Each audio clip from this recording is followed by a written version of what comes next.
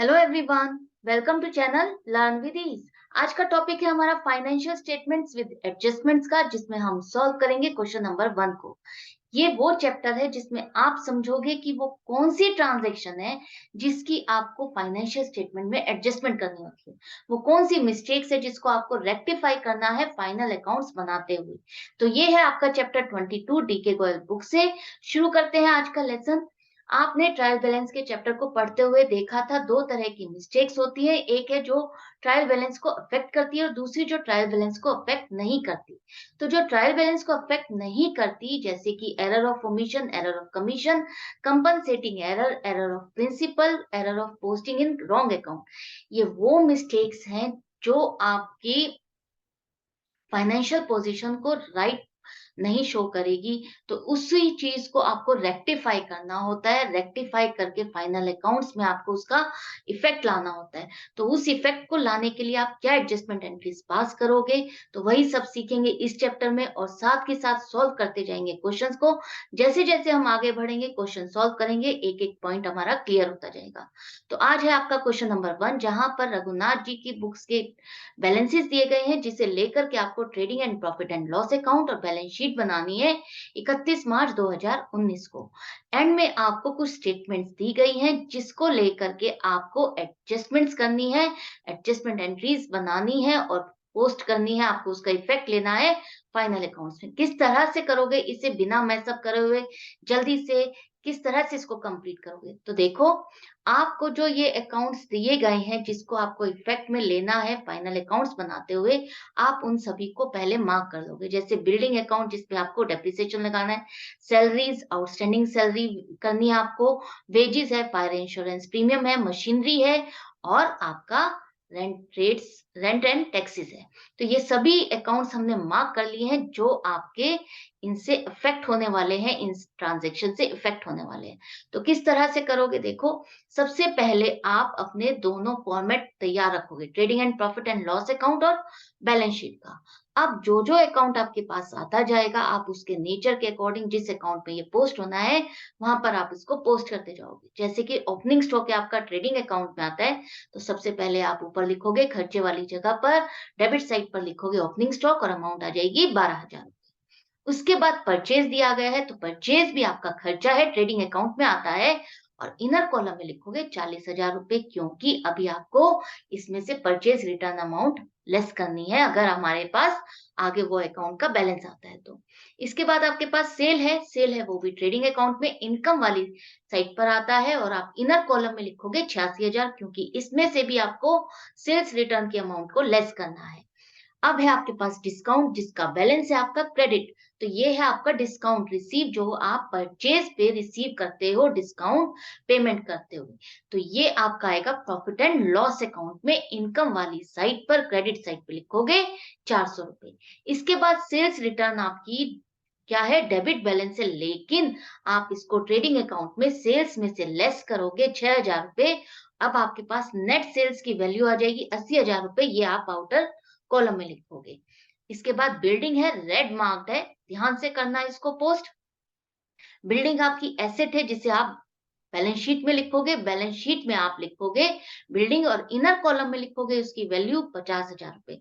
अब आप यहाँ चेक करोगे बिल्डिंग से रिलेटेड आपके पास क्या ट्रांजेक्शन दी गई है, क्या आपको एडजस्टमेंट करनी है। आपको लगाना है डेप्रिसिएशन बिल्डिंग पर 5%। तो 5% डेप्रिसिएशन बिल्डिंग पर 5% हो जाएगा 2500 रुपए। और एंट्री आप क्या बनाओगे? डेप्रिसिएशन अकाउंट डेबिट करोगे टू बिल्डिंग अकाउंट करोगे क्रेडिट। तो 2500 रुपए से आपको ये इफेक्ट लेना है। अब आप देखो, आपकी बिल्डिंग है डेबिट बैलेंस में, और जो आपको इफेक्ट लेना है वो क्रेडिट करना है। इसका मतलब क्या है? आपको 2500 रुपए लेस करने हैं। अगर ये डेबिट होता तो डेबिट में डेबिट प्लस होता है। अब ये बैलेंस आपका डेबिट है और ये हो रहा है आपका क्रेडिट, तो इसलिए आप इसको क्या करोगे? लेस करोगे। डेप्रिसिएशन लगने की वजह से बिल्डिंग की वैल्यू कम हो गई है, उस वैल्यू को कम करने के लिए आप क्या करोगे? लेस करोगे। लेस डेप्रिसिएशन 5%, 2500 रुपए लिख करके आउटर कॉलम पे लिखोगे 47,500 रुपए। अभी इसका एक इफेक्ट लिया आपने, आपने सिर्फ अभी क्रेडिट वाला इफेक्ट लिया है। डेबिट वाला जो ये डेप्रिसिएशन है, ये खर्चा है जिसे आप बुक करोगे अपने प्रॉफिट एंड लॉस अकाउंट में आप लिखोगे टू डेप्रिसिएशन और इनर कॉलम में ही लिखोगे 2500 रुपए ऑन बिल्डिंग, क्योंकि जब आपने डेप्रिसिएशन की स्टेटमेंट रीड की थी तो वहां पर आपको मशीनरी पर भी डेप्रिसिएशन लगाना है। इसके बाद आपका आता है डेटर्स। डेटर्स आपके करंट एसेट्स हैं जिसे आप एसेट साइड पर शो करोगे बैलेंस शीट में, अमाउंट आएगी 16,000। अब है सैलरीज, रेड मार्क्ड है, ध्यान से करना। सैलरीज आपका आता है प्रॉफिट एंड लॉस अकाउंट में, तो पहले आप लिखो सैलरीज 2400 रुपए। अब देखो इसके लिए आपको क्या एडजस्टमेंट करनी है, वो कह रहा है कि आपकी सैलरीज 1200 रुपए की आउटस्टैंडिंग है। आउटस्टैंडिंग का मतलब है उसकी पेमेंट पेंडिंग है, आपने उसकी पेमेंट नहीं की है।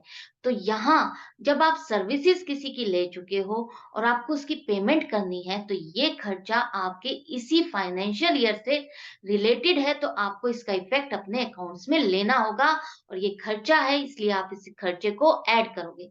किस तरह से, देखो एंट्री क्या बनेगी, सैलरी का आपको पेमेंट करनी है तो सैलरीज अकाउंट डेबिट हो जाएगा 1200 रुपए से, ये खर्चा और बढ़ जाएगा। और जो आपने पेमेंट नहीं की है वो आपके लिए लाइबिलिटी है, तो आप लिखोगे टू आउटस्टैंडिंग सैलरीज अकाउंट 1200 रुपए से क्रेडिट करोगे। तो अब यहाँ पर देखो दो अकाउंट अफेक्ट हो रहे हैं। आप देखो क्या दोनों अकाउंट आपके ट्रायल बैलेंस में है? नहीं है।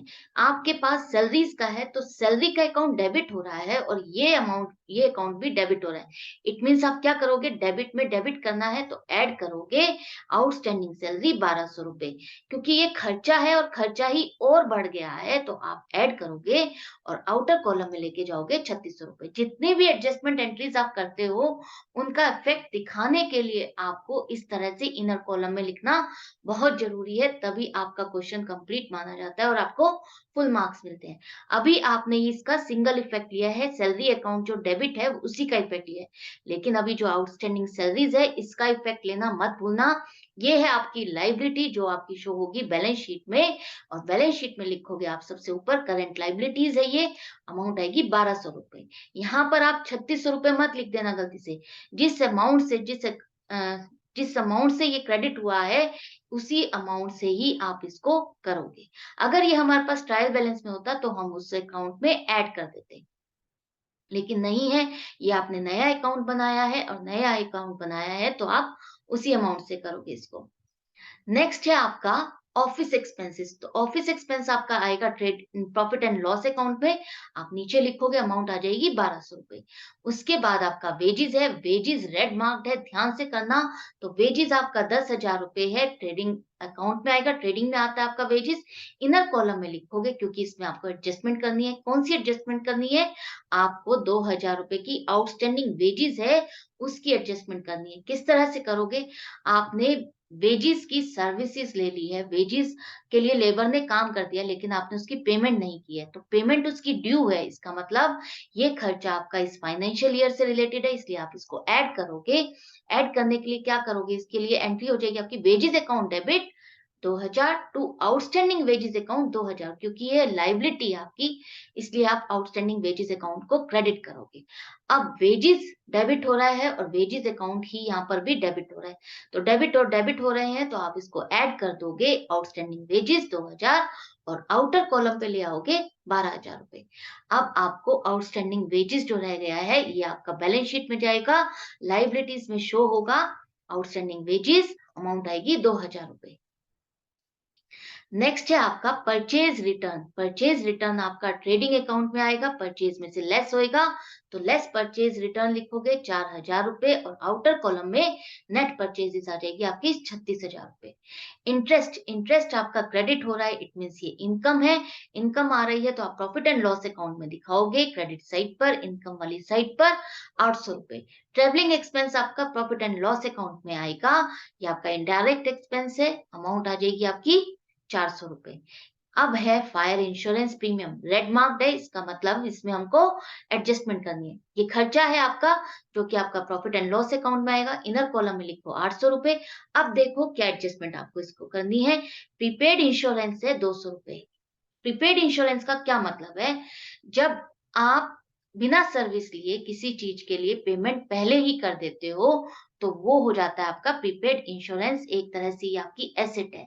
अब आपने जो 800 रुपए दिए हुए हैं इसमें आपने 200 रुपए आगे तक की सर्विसेज के लिए पे किया हुआ है, जो कि आपके फाइनेंशियल ईयर को क्रॉस कर जाएगा।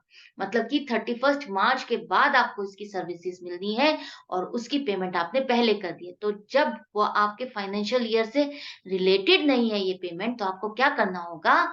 इस पेमेंट को लेस करना होगा। किस तरह से एंट्री पास करोगे? प्रीपेड इंश्योरेंस अकाउंट को आप डेबिट करोगे ₹200 से, to fire insurance premium account आपका ₹200 से लेस हो जाएगा।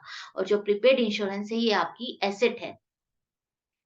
अब आपने फायर इंश्योरेंस प्रीमियम ₹800 पे किया, डेबिट बैलेंस है और यहाँ आपका fire insurance premium account credit हो रहा है। ये डेबिट है, ये क्रेडिट हो रहा है, इट मीन्स मैच नहीं कर रहा, तो आपको क्या करना है? इसको लेस करना है। तो लेस प्रीपेड इंश्योरेंस ₹200 और अमाउंट आएगी आउटर कॉलम पे ₹600। वैसे भी समझो ₹800 में ₹200 एक्सेस अमाउंट पे की गई है, तो उसको आपको लेस करना है और लेस करने के बाद आपके पास आ जाएगा ₹600। अब जो आपने एक्सेस पेमेंट कर दी है वो आपके लिए एसेट हो गई है, नेक्स्ट ईयर आप इसको यूज कर सकते हो। तो आप इसको ले जाओगे बैलेंस शीट में, एसेट साइड पर लिखोगे, प्रीपेड इंश्योरेंस अमाउंट आ जाएगी ₹200। नेक्स्ट है आपका मशीनरी। मशीनरी रेड मार्क्ड है, इसमें इट मीन्स हमें इसमें एडजस्टमेंट करनी है। तो आप लिखो एसेट साइड पर मशीनरी, इनर कॉलम में लिखोगे और इस पर आपको क्या करना है? डेप्रिसिएशन लगाना है 10%। तो 10% डेप्रिसिएशन हो जाएगा 20,000 का, आपका हो जाएगा ₹2,000। तो ₹2,000 डेप्रिसिएशन जो लगाओगे उसकी एंट्री हो जाएगी depreciation account debit 2000 to machinery account 2000। अब आपने जब डेप्रिसिएशन लगाया तो मशीनरी की वैल्यू कम हो गई और कम हो गई, क्रेडिट किया आपने मशीनरी अकाउंट को, क्रेडिट कर रहे हो तो इसका मतलब आप क्या करोगे? मशीनरी में से ₹2,000 लेस करोगे और आउटर कॉलम में लिखोगे ₹18,000। अब आपने मशीनरी वाला इफेक्ट तो ले लिया है, लेकिन जो ये डेप्रिसिएशन वाला है, इस अकाउंट को आप खर्चे में बुक करोगे। खर्चा आएगा आपका प्रॉफिट एंड लॉस अकाउंट में। यहाँ जो डेप्रिसिएशन आपने लिखा है इसी में लिखोगे ऑन मशीनरी ₹2,000 और आप टोटल करके इसको आउटर कॉलम में ले जाओगे ₹4500। नेक्स्ट है आपका carriage on purchases. Carriage on purchases का मतलब है जो आप कार्टेज पे कर रहे हो, जो फ्रेट पे कर रहे हो परचेज पर, और परचेज का खर्चा है इसलिए आप ट्रेडिंग अकाउंट में लिखोगे, अमाउंट आ जाएगी आपकी ₹700। गलती से मैंने यहाँ ऊपर लिख दिया है, नीचे आएगा ₹700। इसके बाद है आपका कमीशन। कमीशन आपका ₹400 का खर्चा है और ये खर्चा है आपका आएगा प्रॉफिट एंड लॉस अकाउंट में ₹400। नेक्स्ट है आपका cash in hand. Cash in hand आपकी एसेट है जो कि आपकी करंट एसेट है, एसेट साइड पर आएगा ₹2300। रेंट एंड टैक्सेस आपका ₹1800 जो कि खर्चा है और ये खर्चा आपका क्या करना है आपको? रेड मार्क्ड है, रेड मार्क्ड है, खर्चा है, प्रॉफिट एंड लॉस अकाउंट में लिखोगे, यहाँ पर इनर कॉलम में लिखोगे। अब इसके बारे में देखो क्या लिखा हुआ है? रेंट 2 महीने का पेंडिंग है, आउटस्टैंडिंग है, पे नहीं किया है। अब आपने वो सर्विसेज तो अवेल कर ली लेकिन पेमेंट नहीं की है, तो ये आपके लिए लायबिलिटी है और ये खर्चा हुआ है आपके उस फाइनेंशियल ईयर में। तो आप रेंट अकाउंट को डेबिट करोगे ₹1000 से to outstanding rent account, credit होगा आपका ₹1000 से। अब रेंट अकाउंट डेबिट हो रहा है, रेंट आपका पहले भी डेबिट है, तो ये डेबिट और डेबिट हो रहा है तो ऐड कर दोगे ₹1000 और यहाँ पर आपका हो जाएगा ₹2800। अब आउटस्टैंडिंग रेंट के लिए आपको एंट्री पास करनी होगी, एंट्री नहीं आपको पोस्टिंग करनी है बैलेंस शीट में। आउटस्टैंडिंग रेंट ₹1000 से यहाँ पर आप बैलेंस शीट में लिखोगे। नेक्स्ट है आपका कैपिटल। कैपिटल आपका लायबिलिटी है इसलिए आप लायबिलिटी साइड पर इनर कॉलम में लिखोगे ₹62,000 और उसके बाद आपके है क्रेडिटर्स। क्रेडिटर्स भी आपकी लायबिलिटी है, करंट लायबिलिटी, इसलिए आप ₹10,800 लिखोगे। अब बच गया है आपका क्लोजिंग स्टॉक। क्लोजिंग स्टॉक को आपको कहाँ-कहाँ लिखना है? ट्रेडिंग अकाउंट में भी लिखना है और बैलेंस शीट में भी लिखना है। तो स्टॉक होता है आपकी एसेट और एसेट है तो आप लिखोगे ₹16,000 एसेट साइड पर। दूसरा आपका आ जाएगा ट्रेडिंग अकाउंट में। ट्रेडिंग अकाउंट में आप लिखो बाय क्लोजिंग स्टॉक ₹16,000। ये जो ₹700 है ये आपका कैरिज ऑन परचेज है, इसको आप नीचे ले आना। मैंने बाय मिस्टेक ऊपर लिख दिया है, आप इसको रेक्टिफाई कर लेना।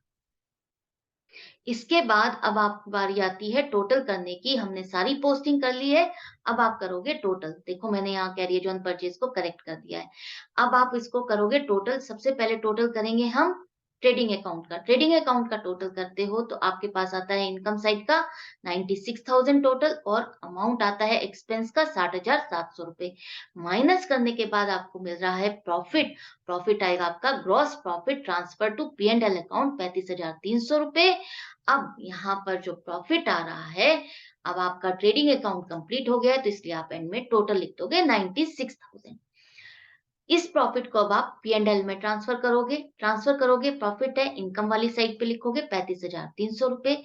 अब बारी आती है टोटल करने की प्रॉफिट एंड लॉस अकाउंट को। इनकम साइड का टोटल आ रहा है आपका 36,500 रुपए और एक्सपेंस साइड का टोटल है 13,500 रुपए और बैलेंस करने पर आपके पास आ रहा है डिफरेंस 23,000 रुपए जो कि प्रॉफिट है और वो प्रॉफिट होगा नेट प्रॉफिट जो कि ट्रांसफर करोगे आप कैपिटल अकाउंट में। अमाउंट लिखो 23,000 रुपए, एंड में टोटल लिखो 36,500 रुपए। यहाँ पर आपका trading and profit and loss account with adjustments complete हो गया है। अब बारी आती है बैलेंस शीट की। बैलेंस शीट में अब आप नेट प्रॉफिट को ऐड कर दोगे कैपिटल में 23,000 रुपए, तो अमाउंट आ जाएगी आउटर कॉलम में 85,000 रुपए।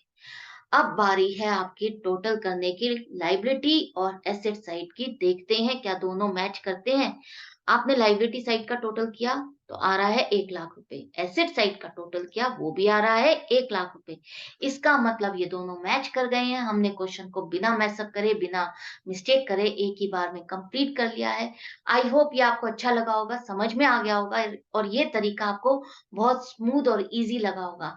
मुझे कमेंट सेक्शन में जरूर लिख के बताओ कि आपको ये तरीका कैसा लगता है और आप कौन सा मेथड अप्लाई करते हो। तो मैं मिलूंगी आपसे नेक्स्ट क्वेश्चन के साथ नेक्स्ट वीडियो में, लेकिन आप चैनल को सब्सक्राइब कर देना। अगर नए हो तो प्रैक्टिस जरूर करते रहो, सीखते रहो।